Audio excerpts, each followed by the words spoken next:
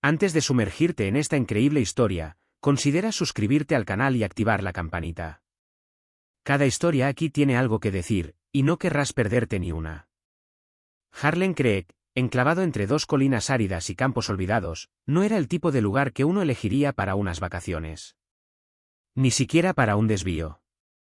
Los letreros oxidados a la entrada del pueblo parecían pedir perdón por existir, y el polvo que levantaban los pocos vehículos formaba una neblina beige que parecía eterna. Las casas eran modestas, a menudo de madera, con techos inclinados y porches que crujían. Había viejos columpios abandonados, bicicletas sin ruedas y perros callejeros que todos conocían por su nombre. Las camionetas eran más viejas que sus conductores, y el café de la mañana aún se servía en el Red Moose Diner, donde el tiempo se había detenido en 1983. No había mucho: una gasolinera dirigida por un ex-marine convertido en filósofo aficionado, un pequeño hospital medio vacío, una iglesia bautista donde el pastor James predicaba tanto sobre Dios como sobre sentido común, y una vieja tienda de comestibles de ladrillos rojos dirigida por Maggie Thompson. Maggie, de 72 años, había vivido aquí toda su vida. Conocía a todos por su nombre, recordaba los cumpleaños de sus hijos y les regalaba dulces de Halloween incluso si tenían 20 años. Desde la muerte de su esposo, el sheriff Ben Thompson, seguía abriendo la tienda todas las mañanas a las 6:30, como un ritual sagrado.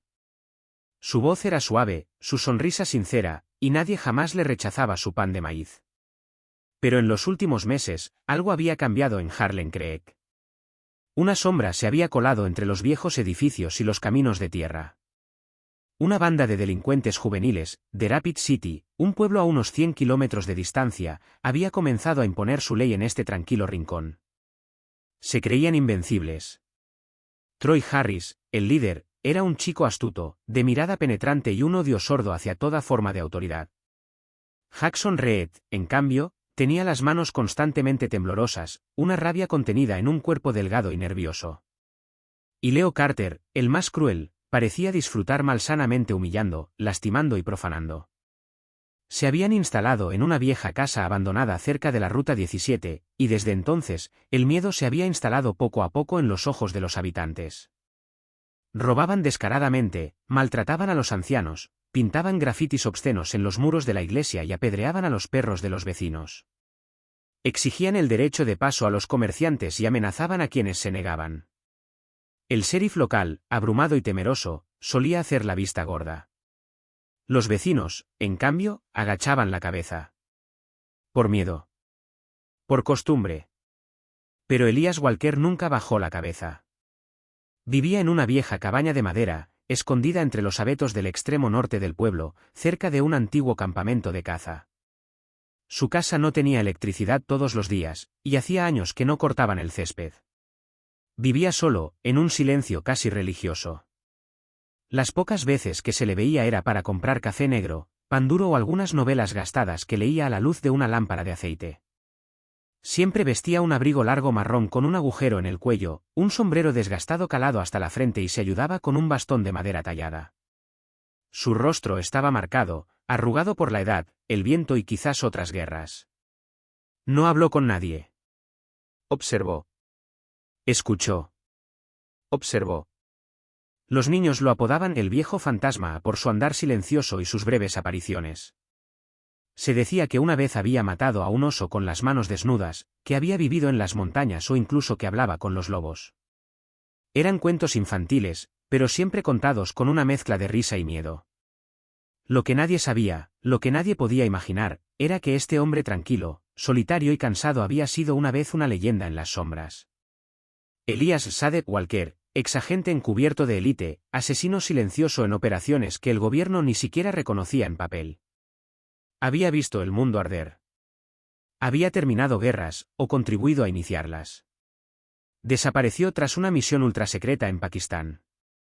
Oficialmente muerto. Enterrado. Pero en realidad, se había exiliado a Harlem Creek, no para esconderse de los demás, sino para escapar de lo que se había convertido. Ese martes por la tarde, el sol caía con fuerza sobre la vieja fachada de la tienda General Thompson. Maggie, escoba en mano, barría las hojas secas y el polvo que arrastraba el viento.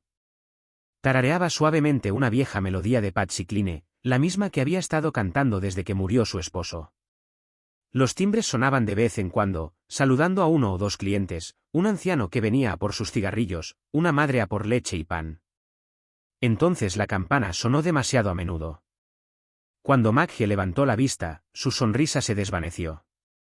Troy Harris, Jackson Reed y Leo Carter acababan de entrar. Ninguno llevaba mascarilla. Ya ni siquiera necesitaban esconderse. Su mera presencia bastaba para silenciar la calle. Maggie, sigues de pie a tu edad, ¿eh? Dijo Troy con su eterna sonrisa. Se enderezó, plantó su escoba como un bastón de mando y los enfrentó. A pesar de sus arrugas y su baja estatura, exudaba una dignidad firme, casi ancestral. Ya te dije que no cederé ante tus amenazas, respondió ella. Troy se encogió de hombros como si esperara esa respuesta. Vas a aprender, abuela. Vas a aprender como los demás. Entonces, con un brutal golpe de brazo, derribó la vieja caja registradora metálica. Cayó con un ruido sordo, esparciendo billetes y monedas como hojas secas. Jackson se echó a reír y luego empezó a mover los estantes, tirando latas de comida y pisoteando verduras. Leo, sin embargo, no reía. Su mirada era vacía, casi mecánica, como si la violencia se hubiera vuelto automática. Se acercó a Maggie lentamente y la agarró por el cuello de su suéter de punto. Su aliento olía a alcohol barato y odio. ¿Oíste? Pagas. O volvemos cada semana. Y la próxima vez, no será solo tu coche el que se rompa. Ella intentó apartarlo, pero le temblaban las manos. Y fue en ese preciso momento cuando una silueta apareció en la puerta. Elias Walker. No sonó ninguna campana. No se pronunció ninguna palabra. Solo una presencia. El aire parecía volverse más denso. Entró despacio, como quien no tiene nada que demostrar, cada paso calculado, silencioso, pero con una intensidad imponente. Su largo abrigo marrón rozaba el suelo y su bastón de madera golpeaba suavemente las tablas. Se detuvo a pocos pasos del escenario. No gritó. No insultó a nadie. Observó. Su mirada recorrió un rostro tras otro. Finalmente se fijó en Maggie. Sus ojos se detuvieron un segundo más en el cuello arrugado de su suéter, en los dedos apretados de Leo, en los billetes esparcidos por el suelo. Lo analizó todo. Cada ángulo. Cada respiración. ¿Qué, dinosaurio? Resopló Troy. ¿Quieres que te ayudemos a encontrar tu casa de retiro? Los otros dos estallaron en carcajadas. Incluso Maggie, al borde de las lágrimas, giró la cabeza hacia Elías, como si quisiera decirle, vete, no te metas en esto. Pero Elías se acercó lentamente al mostrador. Su paso era tranquilo, fluido, silencioso, casi amenazador. Apoyó su bastón contra la pared con deliberada lentitud. Sus manos temblorosas desabrocharon su abrigo, un botón a la vez. Y finalmente, miró a Leo. Su voz, al salir, era baja. Áspera. ¿Cansada? Baja el cuchillo, Leo. Un silencio gélido cayó sobre la tienda. Los ojos de Leo se abrieron de par en par. No había sacado su cuchillo. Todavía no. Pero lo llevaba consigo, en su cinturón. ¿Cómo podía saberlo este anciano? ¿Qué dijiste, viejo? Gruñó Jackson, frunciendo el ceño. Elías no respondió. Simplemente miró hacia arriba y fue como si la habitación se hubiera trasladado a otra dimensión. Su mirada ya no estaba cansada ni vieja. Era una mirada acerada. Una mirada sin emoción. Sin vacilación. No es el de un anciano. Pero eso de un depredador. Una de esas miradas que solo se ven en los últimos momentos, justo antes de que la muerte ataque. Troy retrocedió medio paso instintivamente. Leo aflojó un poco el agarre de Maggie. Jackson sintió un sudor frío bajo su chaqueta. No tenían idea de quién estaba frente a ellos. Pero su instinto lo sabía, acababan de despertar algo que debería haber permanecido enterrado. Algo peligroso. Algo irremediable. Lo que siguió duró solo unos segundos, pero cada segundo parecía extenderse hasta la eternidad. Incluso las cámaras de seguridad, más acostumbradas a filmar ladrones de dulces o discusiones entre clientes, solo captaron desenfoques repentinos, sombras que cruzaban el encuadre y estallidos seguidos de gritos. Fue tan rápido, tan preciso, que incluso un ojo entrenado habría tenido dificultades para comprender lo que veía. Todo empezó cuando Jackson, el más nervioso, impulsado por el orgullo herido y el afán de dominio, blandió un bate de béisbol de aluminio que tenía escondido bajo la chaqueta. Lanzó un grito de guerra, más para tranquilizarse que para impresionar, y atacó a Elías. Pero Elías no se movió. Esperó hasta que el bate estuvo a centímetros de su cara, luego, en un movimiento rápido, giró hacia un lado, agarró la muñeca de Jackson con un gesto preciso, casi delicado, y lo hizo girar con brutalidad controlada. Se escuchó un crujido agudo. El brazo de Jackson formó una curva grotesca e inconexa. Gritó de dolor, dejó caer su arma y se desplomó en el suelo de baldosas, agarrándose la extremidad rota como un animal herido. Troy, aturdido, tardó un segundo más de lo previsto en reaccionar. Se abalanzó hacia adelante con el puño en alto, listo para golpear a ciegas. Pero Elías ya había anticipado su movimiento. Retrocedió un paso, giró 3/4 y se golpeó la garganta con el canto de la mano, justo entre la nuez y el esternón. No para matar. Solo lo suficiente para dejarlo sin aliento. Troy se desplomó, tosiendo, ahogándose, agarrándose la garganta como si se hubiera ahogado. El silencio se rompió con un clic metálico. Leo, el impulsivo, finalmente sacó lo que Elías había presentido desde el principio, una navaja plegable negra, que brillaba bajo la luz de neón. Se lanzó hacia adelante, con la espada hacia adelante, listo para apuñalar. Pero ni siquiera tuvo tiempo de parpadear. Elías saltó hacia adelante, como un felino. Atrapó la muñeca de la espada en pleno movimiento, aplicando una presión tan repentina que los dedos de Leo se abrieron por sí solos, liberando el cuchillo. Con un pivote lo desarmó. Con un segundo golpe, aprovechó el impulso de Leo y lo arrojó violentamente contra el estante de cereales. Cajas de copos de maíz explotaron en una nube de polvo azucarado. 3 movimientos. Ni uno más. Y de repente, todo fue silencio. Los 3 jóvenes yacían en el suelo. Uno gemía, con el brazo retorcido. Otro se ahogaba, con los ojos muy abiertos. El último, aturdido, apenas se movía. No había sangre, ni gritos de guerra, ni brutalidad gratuita. Simplemente una demostración de maestría absoluta. Y todo esto había durado 11 segundos. Elías recogió lentamente su abrigo y se lo colocó metódicamente sobre los hombros, como si se pusiera una máscara. Luego cogió su bastón del mostrador y se giró hacia Maggie, que estaba paralizada detrás de su caja registradora volcada. Le temblaban las manos.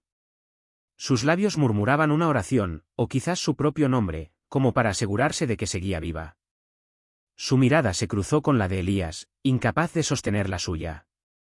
¿Estás bien?, preguntó con voz profunda pero sorprendentemente suave. Ella asintió, incapaz de responder. Las lágrimas empezaban a aflorar a sus ojos. Abrió la boca para decir algo, pero no le salió nada. Finalmente, balbuceó. ¿Quién eres tú? Elías guardó silencio un momento. Luego, con una mirada que parecía remontarse al pasado, respondió. Alguien que intentó olvidar lo que era. La miró un momento más, como para asegurarse de que estaba a salvo. Luego se dio la vuelta.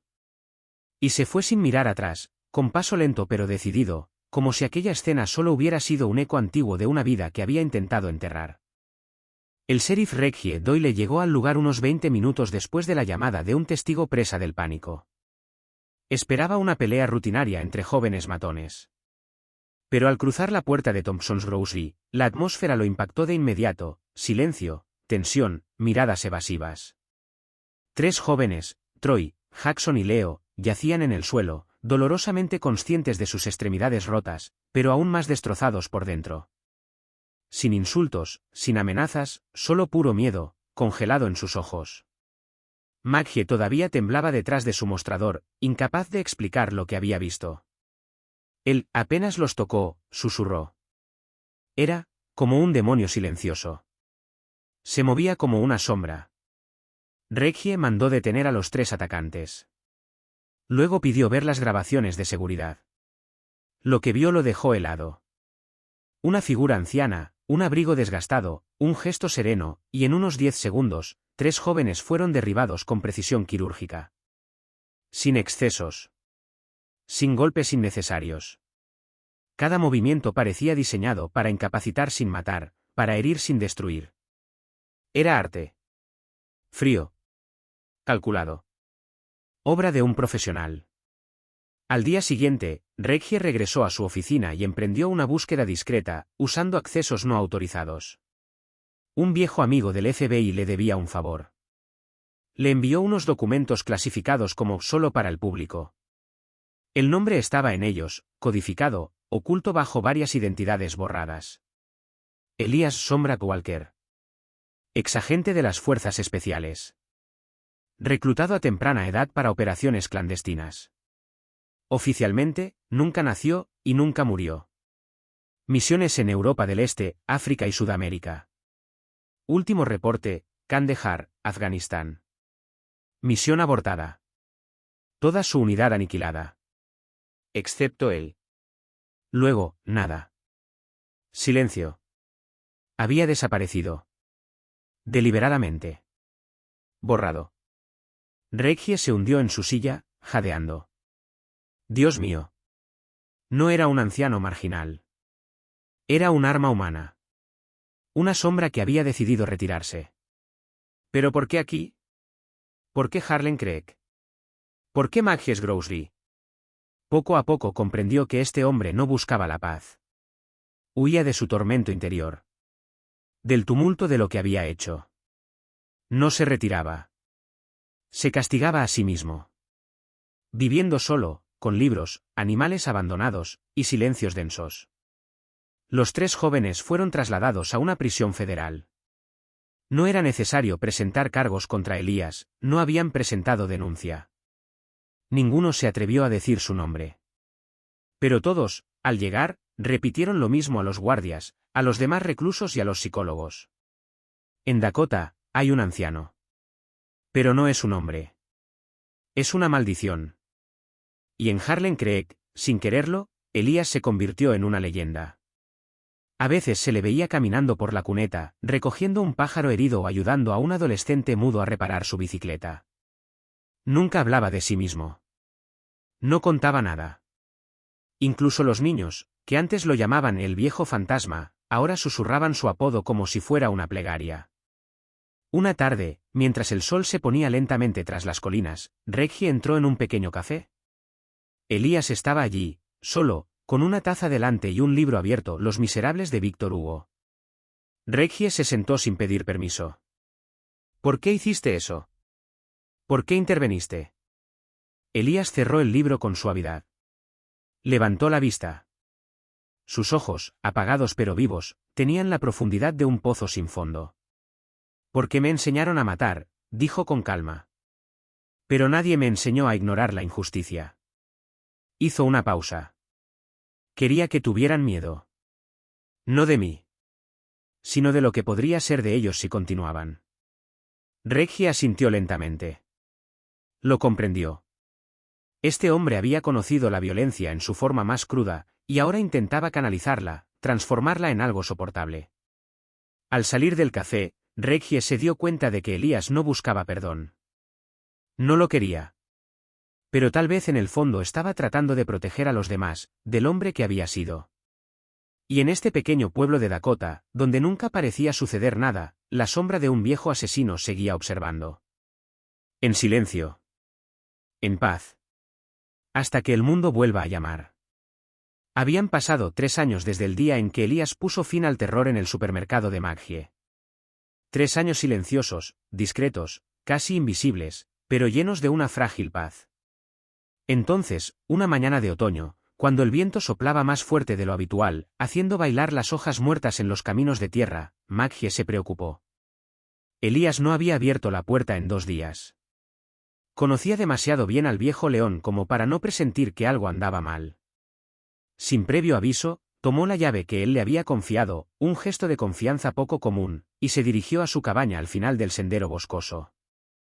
Los árboles se mecían con la brisa, el cielo estaba bajo, cargado de densas nubes. Abrió con cuidado la puerta de madera. El interior era oscuro, pero familiar. El viejo y desgastado sillón de cuero, la lámpara sobre la mesa, montones de libros esparcidos por todas partes. Avanzó lentamente, llamándolo por su nombre con voz suave, casi temblorosa. Entonces ella lo vio.